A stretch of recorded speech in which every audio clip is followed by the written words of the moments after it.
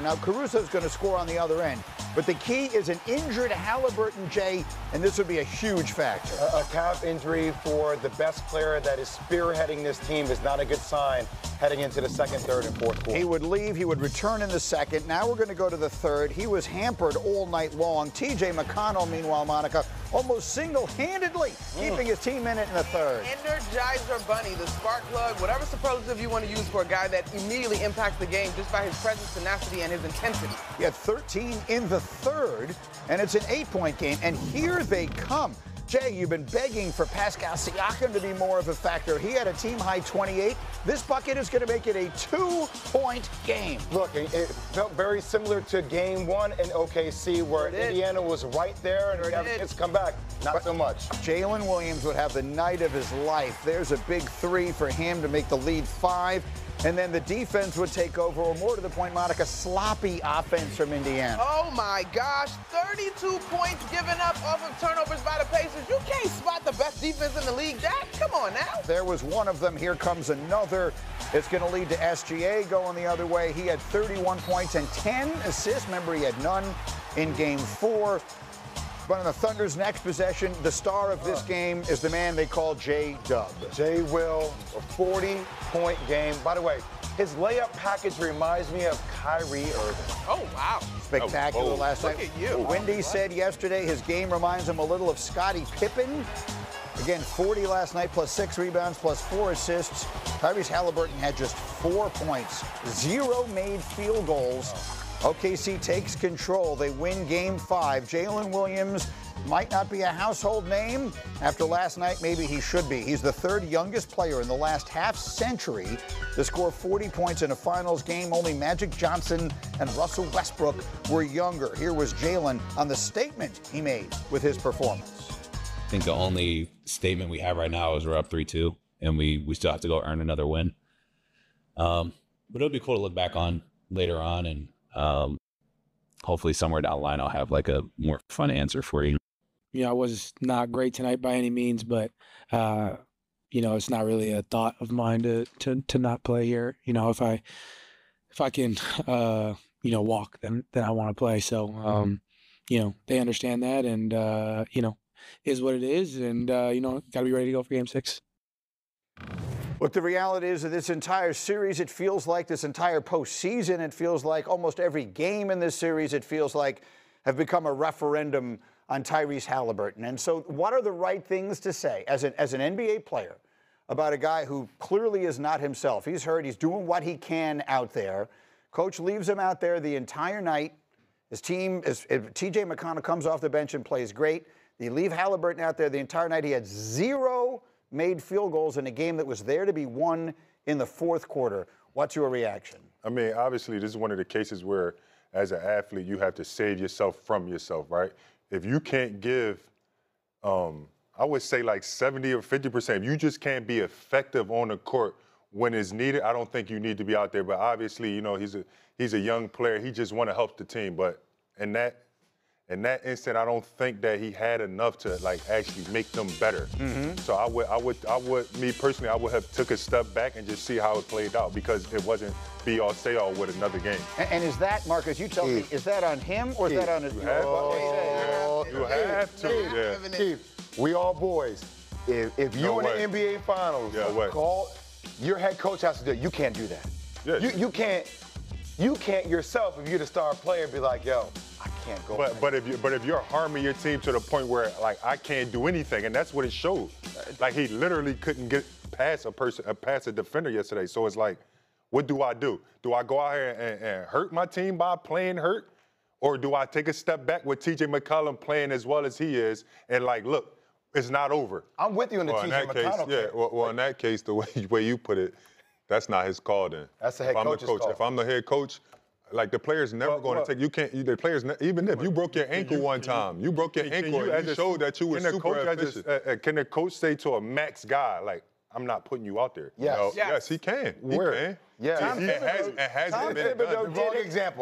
Thibodeau did it to Karl Anthony Towns in Twice. 2 of the series against Indiana, and he got fired 2 weeks later. Listen, and I'm on your side. They did that in Minnesota, too. Karl Anthony Towns wasn't playing last year in Minnesota when they put Naz Reid in because he was playing better. I get both sides. And if I'm a player, You broke your ankle one time. was it In 'cause he the was better or playoff 'cause he was game, hurt? you broke your ankle and you still played. You were still official. You were still efficient and but you broke your ankle. But And the if it thing was is- up to you to play, Yeah, and coach I wasn't got gonna out take you there and I realized that I can help the team. Yeah. That was the most important thing. When you got out there and he realized I can't do anything. Keith, can I ask you a question? How old were you when you broke your ankle? 27, Oh, 26. 26, okay. Yeah, I was a younger guy. The point But is, I actually was able to We do actually stuff. able to Like do I was something. able to like still produce. I'm That's the not difference. asking Tyrese Haliburton to take himself out of Game 5 of the Yeah. finals. I'm asking his coach Rick to Carlisle. see what his eyes are telling him, and I understand how hard that is to do. Listen, second-guessing Rick Carlisle is obviously on its face ridiculous. He's a Hall of Fame coach, and he is the reason his team is where they are. But in retrospect, I get the thinking. Yeah. He's looking at it thinking, my guy pulls some magic out of his rear end late in these games, and he's going to do it again no matter what. But last night, as it turns out, he didn't, and he left T.J. McConnell on the bench, who was having the night of his life. That's the part. That's T.J. the part. McConnell being so good is the part that makes us glaring. Because if McConnell had 6 points and 4 turnovers and was thinking up the joint, then you had no choice. But coming off of a 13-point third quarter. Now, Keith, you asked a good question, though, in terms of him being gassed. I don't think he was gassed, but McConnell's signature for this team, his role, is short bursts, effective time. He's not a big minutes guy, but given the situation last night, you had to explore it. Starters in though. He was playing against the backups. Yeah. Right. Like that's a time that he comes in the third quarter. I'm just it's just twofold, man. Like if I'm not effective, me watching he was a little gimpy, but it wasn't to the point where you like take him out. Like he can't be because he still was getting the ball up the court. Me and you both said it. It didn't really show that much. It only showed a couple times defensively and maybe trying to get around Lou Dort. He can't get around Lou Dort the entire series. So it's not like this is something new, right? Like it's twofold, man. If I see that he can't help the team, and I didn't see that when I was watching, it just seemed like he was just out of the game. He didn't have no rhythm. He didn't have anything. Thank you. That would be the only point I will pull him and say, listen, we still got another game 6 in Indy. Let's just make sure that you're okay. But they were down 2 points with 8 minutes to go. OKC closed the game out with 25-16 run. Yeah. And that wasn't because of him. It wasn't because he didn't play. Obviously, he didn't score, but they had a lot of turnovers. So, I mean, it's twofold in this sense, and I can't put it all on I'm him. with you. I don't think it just comes down to Tyrese Haliburton, but there were multiple times, like, their record speaks for itself. When he scores 20 or more, right, they're 33-4. Okay. All right, when he scores 20 or less, they're now 27-30. So at some point, when you saw the last replay of him kicking the ball out, and my man didn't even look at the rim, I get how in one of the games this series, he made a dagger shot. But so much of the game is feel for him. And his feel was not on rhythm.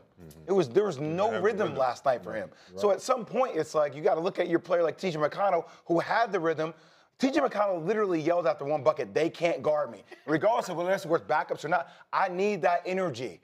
Right? I need something like that to keep my team going. I agree with you, Jay, but the only thing I will say, it's not just been game 1. It's been this entire postseason that he's managed to cook up this magic. And so I get sort of falling on the sword, so to speak, in terms of, like, this is how we've gotten here formulaically. But I will say, we're having a lot of conversations about, like, how Tyrese Haliburton wasn't effective. But, again, to your point, you missed the opportunity to give McConnell some gas as he was playing really, really well. But also, he's ineffective because OKC's defense is historically great, by the way. 100%. And they just turned people over what they've been doing the whole series. And he hasn't been playing well on the road anyway in OKC. That's a good point. He hasn't been playing well. So, Game one, and that was quarter, and that was the fourth clutch quarter. time in game both one, times. a little later in the hour, we will dive into the OKC side of this, but they got 71 points from SGA and Jalen Williams last night. What did you say? They got 103 points on scoring and assists combined out of the 120. Those two outscored they starting 5.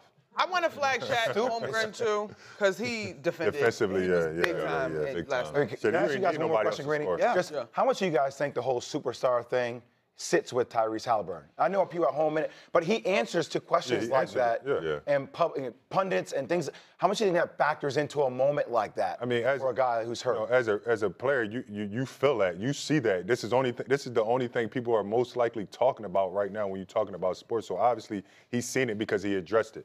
Right, so and that's when I knew it kind of was getting That's what to I'm him. saying. I was like, when you're in the playoffs, man, you always look at that in the playoffs. What don't you agree with? You got to cut that off. I think that we are, because a year ago, I had an OKC game as well. Jalen Williams is sort of thoughtful in that way, too. I think this is a little bit of a generation. Yeah. I don't know how much the noise is sticking, right? But I do think that they can have a conversation. For them, that's healthy. Like, one of my buddies covers Indiana on the beat, and he's like, Tyrese will have some real conversations off the wall in terms of, like, the emotional experience of just being a human, not just basketball. So I think these guys are in touch with the noise and their feelings a little differently. Gather around and let me tell you all the story. Maybe. I'm going to tell a story. This is not new. I was covering the NBA Finals in 1993.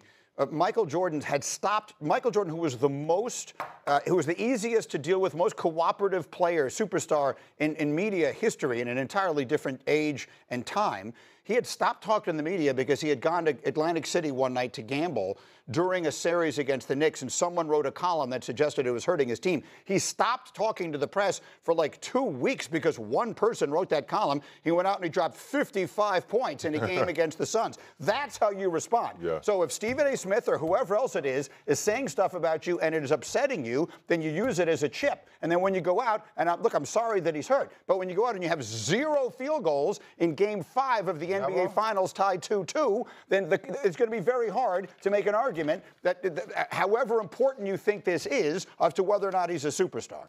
It's just going to be a very difficult. He was going off. Well, I'm just saying. Like, I mean, guys don't hear this. He's still young in his career. They've been hearing it forever. He's still young in his career. I mean, this is the finals, though. Yeah, I'm with you. This is the finals. Like these are moments that you might not ever get back. And the biggest moment of his career to where I'm date. like MJ did that. But I remember, Giannis got swept in the finals first time.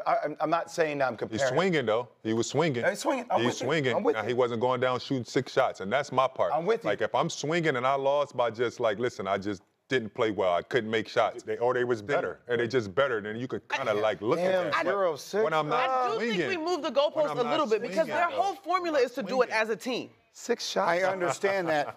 I understand that. But he literally gave you 0 last night in the biggest game of the year. All right, we'll take a short break. We'll come back. We got football conversation. We will turn up the heat on the NFC North pressure cooker. Which quarterback has the most on the line? The answer will surprise you. That's next. It's Get Up on ESPN. 6 shots. Leo. He's there when we wake up. He's there when we leave. He's there whenever we come back home from school. He's just there always. Mash it up, Doofus. Ever since we introduced him to the